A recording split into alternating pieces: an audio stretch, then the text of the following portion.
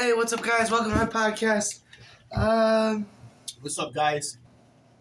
We're back with Jeff. We're gonna have a special guest on Friday, I believe, right? Yeah, Oh yeah. We have a special guest Friday that's coming in with us. not with you. Oh, with Micah. Yeah. That's Friday. That's Friday. Usually you're the main person. We're gonna talk about smoke detectors and fire safety today. And then the rest of the week we'll talk about Halloween and safety. Right. Jeff, want to take the lead?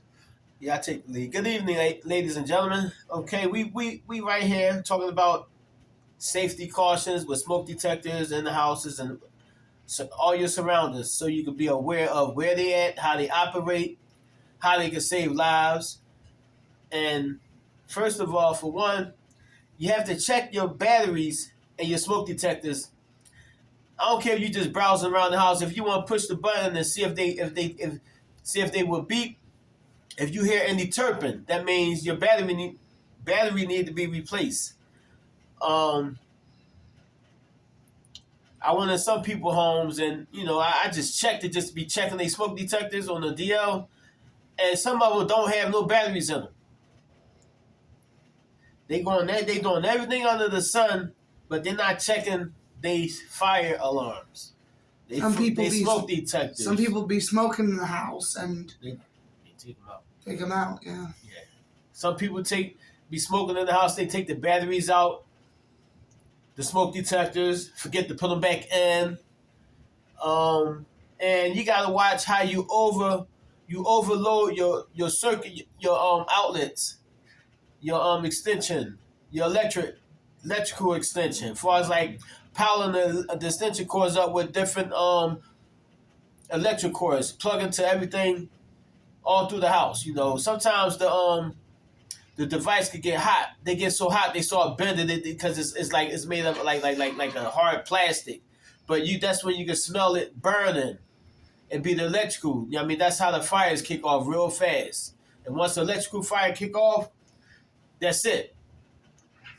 The fire comes fast, express fast. Some people don't have a chance. Some people be asleep. Smoke detectors not going off, next thing you know, people getting burned up in the fire. The house getting burned down and everything. Soon the fire department chief get there and get to the source, they had lack of fire detectors, no batteries in them. And it's a real cautious topic about smoke detectors.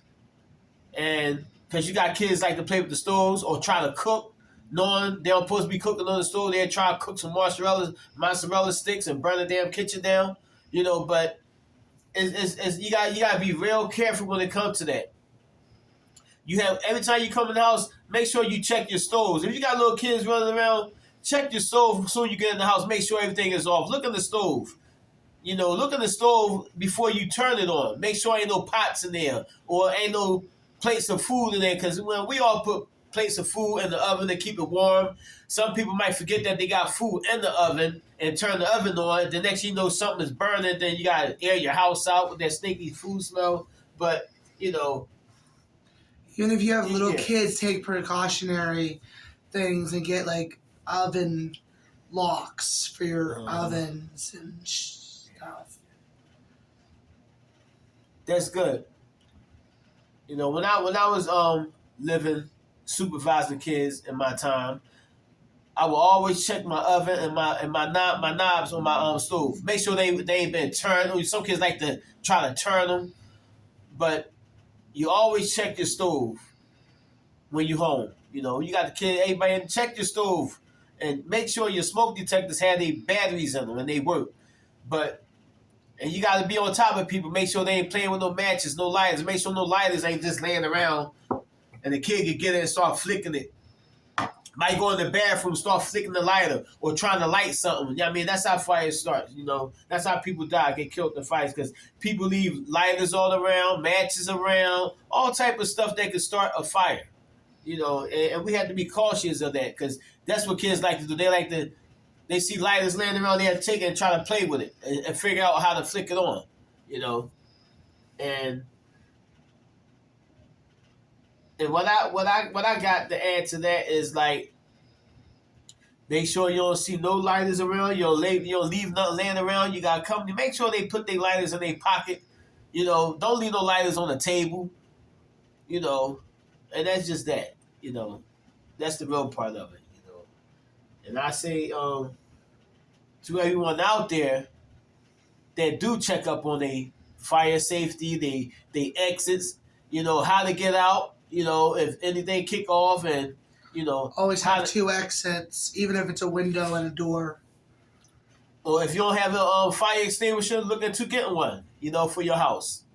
I don't care, you only got one. You know, look into one, get one for the house. You know, because it don't take 50 fire extinguishers to put a fire out. As long as you got one in the house and you can get to it, and you know what's there and it's operating, it'll put the fire out. You know, just watch. Now that we got Christmas coming up, make sure your outlets is not overheating. You don't have too much wire, electrical cords plugged into one adapter.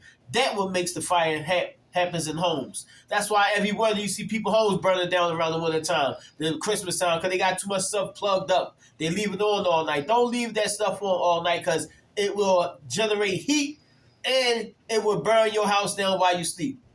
So be safe out there and look into smoke detectors, fire extinguishers, safety about being home, at the house, on the premises. Make sure everything is off when you do leave out your house. And let's try to be safe with this thing. Yeah.